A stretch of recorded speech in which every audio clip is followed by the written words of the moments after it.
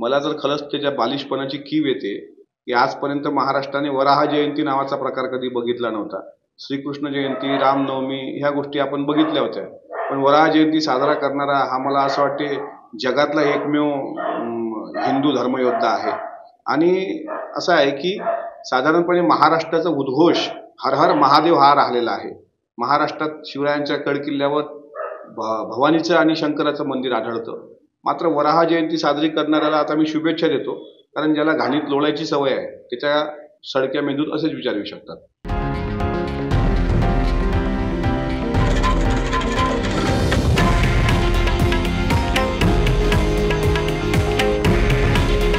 हे आहे देशातील नंबर 1 न्यूज नेटवर्क आणि आपण पाहत आहात TV9 मराठी. काळजी तुमची, हित महाराष्ट्राचं.